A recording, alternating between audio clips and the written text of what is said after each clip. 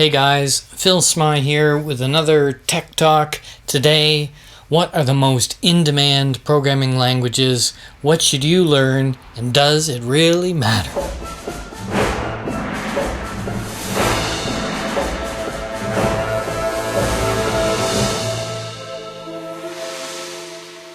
Hi, welcome back. Phil here, talking to you about being a tech entrepreneur.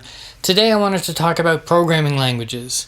I'm a tech guy, programmer, and I know a lot of people out there are always like, well, what language should I learn? What's in demand? And all the rest of this kind of stuff. And I want to split this into two, and I'm actually to probably do more videos about this because it's an interesting topic. But today I want to talk about, first of all, what are the most in-demand languages?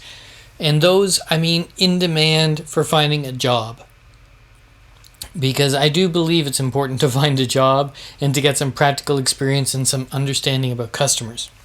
So if you look online, there's many different lists. It's a little bit confusing, but normally you can find a top 10. If you bring all the lists together, you're going to get a top 10 that is probably going to have JavaScript at the top, Java on there, Python, C++, C, Ruby, PHP, C#. I'm going to throw in Swift, and I'm going to show in this thing called Kotlin, and that should round out our top 10.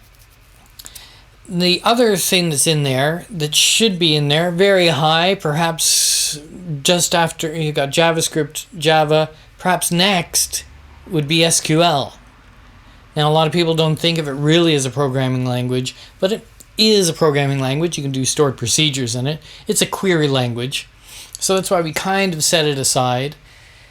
It doesn't have a framework that you can develop applications and so on. It's a query language, really important to know if you're working on anything of any size. We're going to have SQL databases around for a long time. Knowing SQL, for MySQL, Postgres, that's going to help you. Some people also, bewilderingly, put on the list HTML. HTML is not a programming language. The ML stands for markup language. So you have HTML, XML, SSML. There's lots of markup languages.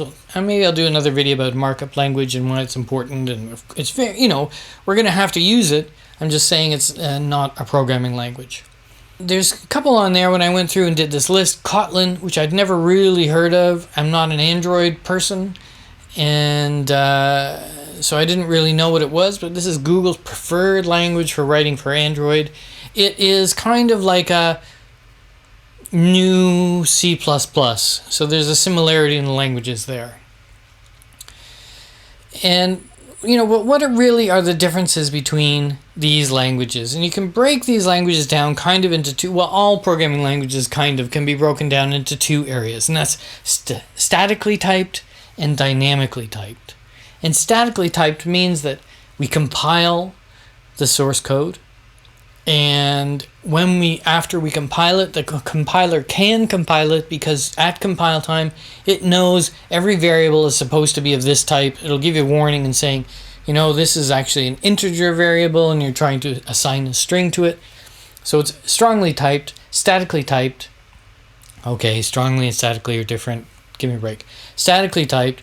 So it runs faster after compiling. Dynamically typed, it's a bit of a free-for-all. There is no compiling, so you can assign a string to an integer. It's all done at runtime, and it runs a little bit slower. For most things, it's not hugely different. For high computational things, yes, it's important. And you can mix and match as well. If you look at something like Blender, which is this amazing open source 3D rendering package, if you don't know what it is, it's actually written in 3 different languages. The stuff that really needs speed is written in C. The stuff that kind of needs speed is written in C++, and the user interface is written in Python. So that's what I mean. You have to know different languages. If you're out there looking for a job, depends what area you want to focus on. JavaScript is still primarily used as a front-end language. You can use it kind of on the back end and straddling front and back end, but primarily it's used as a front-end language. C++, primarily used as a backend language. C, primarily used as a low-level language. Ruby, primarily used as a bridge language between front-end and back-end. Swift, Objective-C, primarily used for writing on the Macintosh. So you have to look at what it is you want to do and learn a language for that. You should be aware of the similarities and differences between lots of types of languages. And that's what I was saying the other day when I was doing this crazy metaphor about an arrow.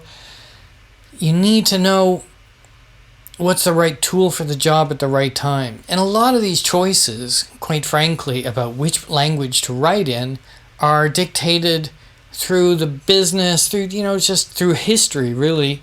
You go in and work in one shop and, historically we've been writing in Java. So most of our stuff is Java. So to work for us, we want Java programmers. It doesn't mean that Java is the best tool for the job, the best tool even for what they're doing. It just means that that's what they've got and they're probably stuck with it.